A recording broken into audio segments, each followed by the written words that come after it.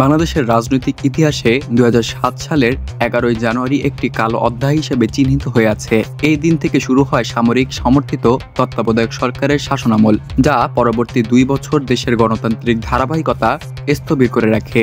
এই সরকারের মূল কারিগর হিসেবে যিনি সর্বাধিক আলোচিত এবং সমালোচিত, তিনি হলেন তৎকালীন সেনাপ্রধান জেনারেল মঈন উদ্দিন আহমেদ। ১৯৫৩ সালের ২১শে জানুয়ারি জন্ম নেওয়া মঈন উদ্দিন আহমেদ ১৯৭৫ সালে বাংলাদেশ সেনাবাহিনীতে কমিশন লাভ করেন। সেনা ক্যারিয়ারে তিনি বিভিন্ন গুরুত্বপূর্ণ দায়িত্ব পালন করেন। জাতিসংঘ শান্তি রক্ষা মিশনেও যুক্ত ছিলেন তিনি। ধাপে ধাপে পদোন্নতি পেয়ে ২০০৫ সালে তিনি সেনাপ্রধানের দায়িত্বে আসীন হন। পেশাগত দক্ষতা থাকলেও তার নাম সবথেকে বেশি আলোচিত হয় রাজনীতিতে সরাসরি হস্তক্ষেপের কারণে। রাজনৈতিক সংকট এবং 1/11 ২০০৬ সালের শেষ দিকে বিএনপি এবং আওয়ামী লীগের দ্বন্দ্বে দেশজুড়ে সহিংসতা ছড়িয়ে পড়ে। নির্বাচন নিয়ে সংকট চরমে ওঠে।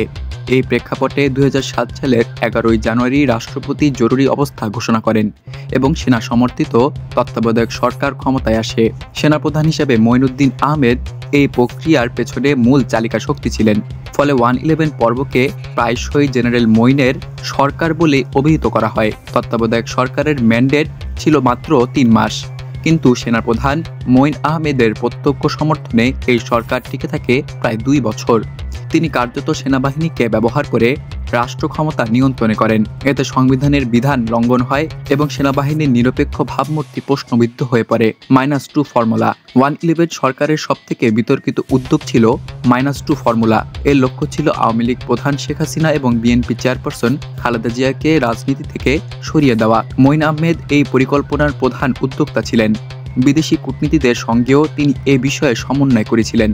তবে জনগণের প্রতিরোধ এবং রাজনৈতিক চাপের কারণে এই পরিকল্পনা শেষ পর্যন্ত ব্যর্থ হয়ে পড়ে। কেননা হাসিনা পালিয়ে যায়, কিন্তু খালেদা জিয়া দেশ ত্যাগ করেননি। তত্ত্বাবধায়ক সরকারের সময় হাজার হাজার রাজনৈতিক নেতা এবং কর্মীকে গ্রেপ্তার করা হয়। দুর্নীতির অভিযোগে অনেককে আটক করা হলেও বেশিরভাগ ক্ষেত্রে সুনির্দিষ্ট প্রমাণ হাজির করা যায়নি। ২ সাবেক প্রধানমন্ত্রী শেখ হাসিনা এবং খালেদা জিয়াও কারাবন্দী ছিলেন। এই সময়কে মানবাধিকার লঙ্ঘনের এক ভয়াবহ অধ্যায় হিসেবে চিহ্নিত করা হয়। মঈন আহমেদের সমর্থিত সরকার কার্যত রাজনৈতিক প্রতিপক্ষকে দমন করার হাতিয়ার হয়ে উঠেছিল। মঈন আহমেদ কূটনৈতিক মহলে সক্রিয় ছিলেন। মার্কিন যুক্তরাষ্ট্র সহ কিছু প্রভাবশালী রাষ্ট্র তার সরকারের প্রতি নীরব সমর্থন দিয়েছিল। উইকিলিক্সের তথ্যমতে মঈন বিদেশি কূটনীতিকদের সঙ্গে বৈঠকে স্পষ্ট করেছিলেন যে দেশের রাজনীতি থেকে ২ নেত্রীকে সরিয়ে নতুন রাজনৈতিক সংস্কৃতি গড়ে তুলতে চান তিনি। তবে এই কৌশল দেশের গণতন্ত্রের জন্য দীর্ঘস্থায়ী ক্ষতির কারণ হয়ে দাঁড়ায়।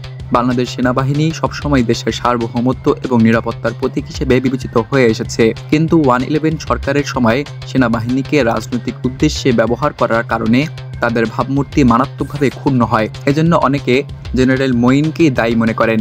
বিডিআর বিদ্রোহ এবং ব্যর্থতা ২০০৯ সালের ফেব্রুয়ারিতে পিলখানায় বিডিআর বিদ্রোহ সংগঠিত হয়।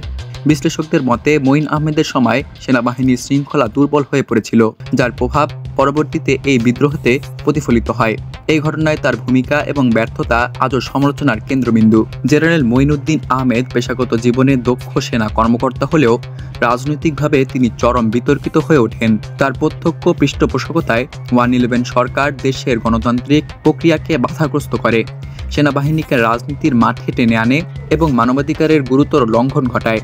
বাংলাদেশের ইতিহাসে 1/11 সরকার একটি অন্ধকার অধ্যায়, যার প্রধান কারিগর ছিলেন জেনারেল মঈন উদ্দিন আহমেদ। তার পদক্ষেপ হয়তো সাময়িক স্থিতিশীলতা এনেছিল, কিন্তু দীর্ঘমেয়াদে তা দেশের গণতন্ত্র, রাজনৈতিক সংস্কৃতি এবং সেনাবাহিনীর ভাবমূর্তির জন্য ক্ষতিকর প্রমাণিত হয়। ইতিহাস তাকে স্মরণ করবে এক বিতর্কিত সেনাপ্রধান হিসেবে, যিনি গণতন্ত্রের পথে এক বড় বাধা হয়ে দাঁড়িয়েছিলেন।